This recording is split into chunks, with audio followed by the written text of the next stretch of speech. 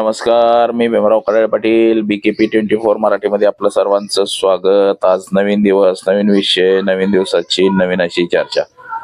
आज चर्चा घेऊन आलो म्हणजे पुन्हा एकदा बघा, अजित पवारांच्या मृत्यूबाबत संशय व्यक्त केला जातो हे तर आपण पाहिलेलं आहे.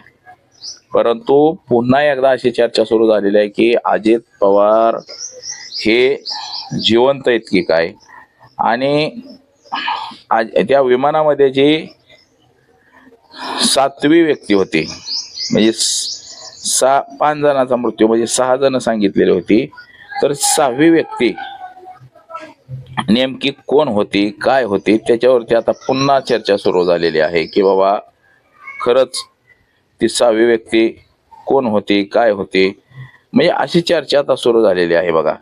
आणि काही जणांचं असं मत आहे की ते अजित पवार असावे. म्हणजे अमोल मिटकरी यांनी हे सगळं सांगितलेलं आहे. अमोल मिटकरींच्या पोस्ट आपण पाहिलेल्या आहेत. बऱ्याच वेळा आपण बघितलेलं आहे की अमोल मिटकरी हे नेहमी बोलत असतात, सांगत असतात. आणि अमोल मिटकरी यांनी जे जे मुद्दे मांडलेत आतापर्यंत, त्या मुद्द्यांमुळं म्हणजे अमोल मिटकरी यांनी जे अजित पवारांचं सडेतोड असं भाष्य मांडलं की अजित पवारांचा कसा गेम करण्यात आला, अजित पवारांना कसं त्या विमानात होते का नव्हते हे जे मांडण्यात आलं, त्यामुळे त्यांना विधान परिषद दिली गेलेली नाही. देवेंद्र फडणवीसांनी सांगितलं की आमच्यावर संशय घेतोय काय, तुला विधान परिषदेला सुद्धा जाऊ देत नाही, म्हणजे असं झालेलं आहे आता. तर याच विषयाची आज चर्चा घेऊन आलोय. तर चला, सर्वप्रथम आपण जर चॅनल सबस्क्राईब केला नसेल तर चॅनल सबस्क्राईब करावा ही सर्वांना विनंती. आणि चला चर्चेला सुरुवात करूया. बघा, अजित पवार जाऊन जवळपास 3 महिने झालेले आहेत. अजित पवारांच्या विमान अपघाताची जी चर्चा होती ही जवळपास आता थांबलेली आहे. परंतु अमोल मिटकरी यांनी पुन्हा एकदा या चर्चेला बळ दिलेलं आहे की अजित पवार कदाचित जिवंत असू शकतात, त्यांचं किडनॅप झालेलं असू शकतंय, अशी चर्चा, अशा चर्चेला बळ हे अमोल मिटकरी यांनी पुन्हा एकदा दिलेलं आहे. अमोल मिटकरी काय म्हणतायत की विमानामध्ये जी 6 लोक होती, जी आम्हाला विमान कंपनीनं सांगितलेलं होतं की 6 लोक आहेत ती, परंतु ऍक्च्युअल हे 5च जणांचे मृत्यू मिळालेले आहेत, बॉड्या मिळालेल्या आहेत. एक 6वी बॉडी कुठं आहे, तर त्या 6व्या बॉडीचा मात्र संभ्रम काही जाताच आहे नाही. आता यामध्ये मृत्युमुखी पडलेले बघा, पहिलं नाव अजित पवार यांचं येतंय, त्यानंतर विदीप जाधव जे अजितदादाचे बॉडीगार्ड होता पोलीस त्याचा, त्यानंतर पिंकी माळे जे विमानाची सह पायलट होती ती, आणि सुमित कपूर हा मेन पायलट होता, आणि संभावी पाठक हे पायलट होते. म्हणजे अशा लोकांची नावं पुढे येत आहेत की हेच मृत्युमुखी पडलेलं आहे.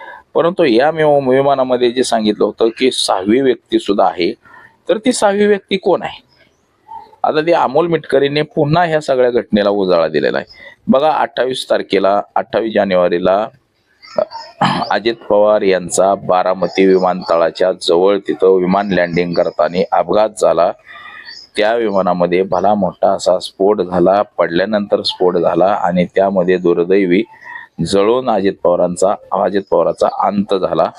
आणि यामुळं सगळी बारामती तालुक्यावरती शोककळा पसरली, असं ते वातावरण सगळं तयार झालं होतं. त्यानंतर सदर प्रकरणाबाबत रोहित पवार यांनी आवाज उठवला. मुंबईच्या पोलीस स्टेशनला जाऊन तिथं तक्रार दाखल करण्याचा प्रयत्न केला, परंतु तिथल्या पोलिसांनी ती तक्रार दाखलच करून घेतली नाही. त्यानंतर रोहित पवार यांनी बारामती गाठलं. बारामतीला सुद्धा रोहित पवारांचे म्हणजेच अजित पवारांच्या मृत्यूची केस सुद्धा दाखल करून घेतली गेली नाही. आणि हे सगळं असताना बघा, तिथं केस दाखल करून घेतलेली नाही, बारामतीत घेतलेली नाही. मग राहुल गांधींची भेट घेतल्यानंतर राहुल गांधींनी सांगितलं कर्नाटकमध्ये गुन्हा दाखल करा, आणि कर्नाटकमध्ये गुन्हा दाखल केला. परंतु तो महाराष्ट्रामध्ये वर्ग केला असताना सुद्धा देवेंद्र फडणवीसांनी असं सांगितलं की हा वर्ग जरी केलेला असला तरी आम्ही त्याचा तपास करणार नाही, आणि तो आमच्याकडे वर्ग करून घेणार नाही. आता हा जर गुन्ह्याचा तपास करायचा म्हटलं तर पोलीस हे तपास करतील आणि यदा कदाचित उद्या जर एखादा इमानदारी अधिकारी गावला आला आणि त्यानं जर खरा तपास केला तर त्याचे धागेदोरे आपल्यापर्यंत येऊ नयेत असं काही जणांना वाटत असावं आणि यामुळंच हा तपास होऊ दिला जात नाही. आता ती केस जरी दाखल झालेली असली तरी सुद्धा त्याचा तपास शून्य आहे. त्याचा तपास होऊ दिला जात नाही, मात्र हे तितकंच खरं आहे. आता पुढे जाऊन असं झालेलं आहे, आता ह्या घटनेला जवळपास 3 महिने उलटून गेलेले आहेत.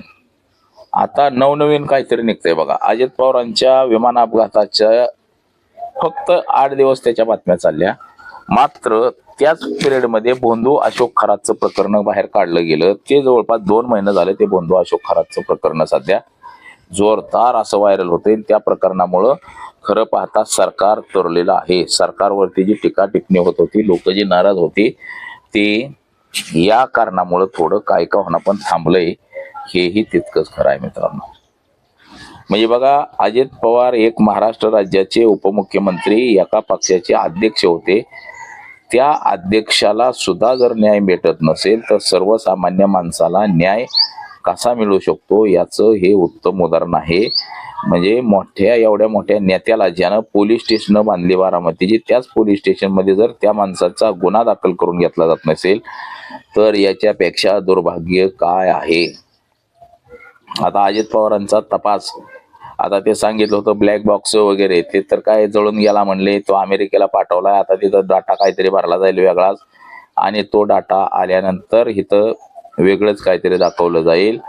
बघा, जे साक्ष पुरावे सगळं होतं ते सगळं जाळून टाकलंय. आता ह्याने पार्थ पवार आणि अमोल मिटकरींनी जे प्रश्न उपस्थित केले, कागद जाळाली नाही ती, आणि माणूस कसा काय जाळाला, मोबाईल जाळाला नाही. म्हणजे मोबाईल बाहेर पडलाय, कागद बाहेर पडले ती, मात्र ते जळालं नाही आणि अजित पवार मात्र जाग्याला जळून खाक झालेले आहेत असं दाखवण्यात आलेलं आहे. आता जी बॉडी जाळली ती बॉडी सुद्धा अजित पवाराची होती का नव्हती ती सुद्धा शंका आहे. जो DNA केला गेला होता तो DNA चाचणी सुद्धा, त्याचा सुद्धा रिपोर्ट बाहेर आलेला नाही. म्हणजे याच्यामध्ये बरंचसं काय काळबेर आहे असं अनेक लोकांना वाटतंय. त्यात अमोल मिटकरी, जितेंद्र आव्हाड, रोहित पवार यांनी सुद्धा अनेक प्रश्न उपस्थित केलेत.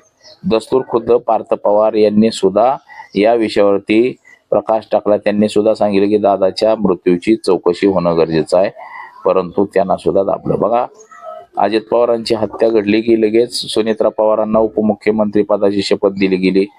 पुन्हा पार्थ पवाराला खासदार करण्यात आलं.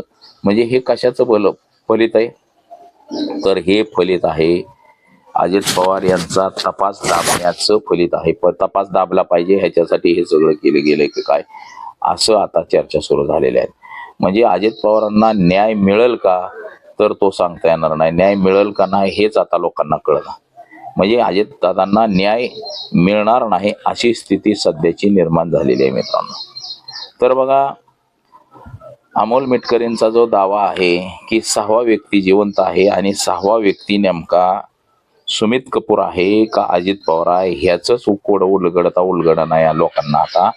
आणि ते अमोल मिटकरी वारंवार वेगवेगळं स्टेटमेंट, म्हणजे वेगवेगळ्या माहित्या जमा करून ते स्टेटमेंट करतायत आणि लोक सुद्धा संभ्रमात जाते. ह्याच्यामुळं संभ्रमात आहेत लोक सुद्धा.